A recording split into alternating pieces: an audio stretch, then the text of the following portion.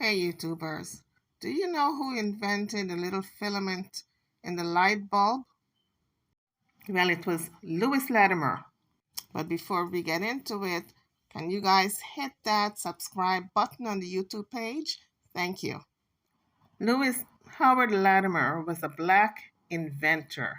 He was born on September the 4th, 1848 in Chelsea, Massachusetts. He died December the 11th, 1928 at the age of 80 in Fleming, Queens, New York.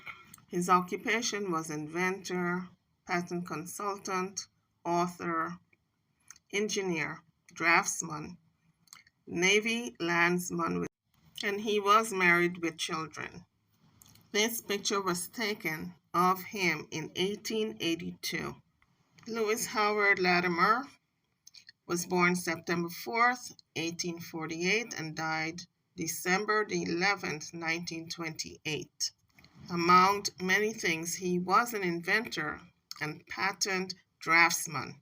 His inventions included an evaporative air conditioner, an improved process for manufacturing carbon filaments for the light bulbs, and an improved toilet system for railroad cars. In 1884, he joined the Edison Electric Light Company, where he worked as a draftsman and wrote the first book on electric lighting. His historic house is located at 34-41 137th Street in Flushing, Queens, New York. Before Louis was born, his mother and father escaped from slavery in Virginia and fled to Chelsea, Massachusetts on October 4th, 1842. The day his parents arrived in Boston, George, his father, was recognized by a colleague of his former slave owner and was arrested a few days later on October the 20th, 1842. The trial of his father George received great notoriety. He was represented by Frederick Douglass and William Lloyd Garrison. He was eventually able to purchase his freedom and live with his family in Chelsea, Massachusetts. As a young boy, Latimer helped his father in his barbershop. Louis Latimer also spent time at night hanging wallpaper with his father. When Latimer was 10 years old, his mother decided to split the family. After the Dred Scott case ruled, individual slaves needed to prove they had the consent of their owner in order to legally become free. Many slaves at that time, such as the Latimers, had lived free by escaping into free states and becoming state citizens who often would not be sent back to their owners if apprehended by interstate slave catchers. So this caused Louis's father, George Latimer, to flee for his family's safety because he had nothing to prove. He was free from enslavement, so he fled in order to protect his family. After his father fled, his mother decided to split the family up. Louis and his brothers were sent to a farm school, and his sisters were sent to stay with a family friend. At the age of 15, on September the 16th, 1863, Louis Howard Latimer joined the Navy. After receiving an honorable discharge from the U.S. Navy on July 3rd, 1865, he gained employment as an office boy with a patent law firm. His salary was $3 a week. He learned how to use a set square, a ruler, and other draft tools. Later, after his boss recognized his talent for sketching patent drawings, Latimer was promoted to the position of head draftsman, earning $20 a week by 1872. Louis Latimer got married on November the 15th, 1873 in Falls River, Massachusetts.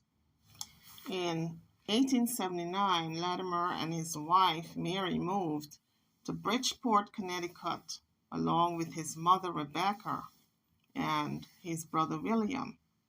They settled in a neighborhood called Little Liberia, which had been established in the early 19th century by free blacks. His brother, George A. Latimer, and his wife with children had already established residence in the neighborhood. In 1874, Latimer co-patented with Charles Brown an improved toilet system for the railroad cars called the water closet for railroad cars. The U.S. patent number on that invention is 147,363. In 1876, Alexander Graham Bell employed Latimer, then a draftsman at Bell's patent law firm, to draft the necessary drawings required to receive a patent for Bell's telephone. In 1879, he moved to Bridgeport, Connecticut, and was hired as an assistant manager and draftsman for the U.S. Electric Lighting Company, a company owned by Hiram Maxwell, a rival of Thomas A. Edison. When Latimer was there, he invented a modification to the process for making carbon filaments, which aimed to reduce breakage during the carbonization process. The modification consisted of placing the filament blanks inside the cardboard envelope during carbonization. While in England, on behalf of the Maxim Light Company, he taught the entire process to making Maxim lights, including glass blowing, in 9 months in order to get the factory up and running. In 1884, he was invited to work with Thomas Edison. He was also responsible for translating data into German and French, as well as gathering that information. Latimer also developed a forerunner of the air conditioner called the apparatus for cooling and disinfecting. In 1894, Latimer pursued a patent on a safety elevator, which prevented the riders from falling out and into the shaft. In 1924, after the Board of Patent Control dissolved, Latimer went to work with Hammer and Swartz until he retired. On February the 11th, 1918, Latimer joined the Edison Pioneers, was the first person of color to join this group in 100 years. Latimer received a patent on September the 13th, 1881 for the electric lamp, an improved design for producing light using electricity, and another on January the 17th, 1882 for the process of manufacturing carbons, an improved method for the production of carbon filaments for light bulbs. The Edison Electric Light Company in New York City hired Latimer in 1884 as a draftsman and an expert witness in patent litigation on electric lights. While at Edison Electric Company, Latimer wrote his first book on electric lighting entitled Incandescent Electric Lighting, and he supervised the installation of public electric lights throughout New York City, Philadelphia, Montreal, and London. When that company was combined in 1892 with Thomas Edison Company to form General Electric, he continued to work in the legal department. In 1911, he became a patent consultant to law firms. He was an early advocate of civil rights. In 1895, Lewis wrote a statement in connection with the National Conference of Colored Men about equality, security, and opportunity. He also taught English and drafting courses to immigrants at the Henry Street Settlement in New York City. From 1903 until his death in 1928, 25 years, Latimer lived with his family in a home in Holly Avenue in what is known now as East Flushing section of Queens, New York. Latimer died on December 11th, 1928, at the age of 80.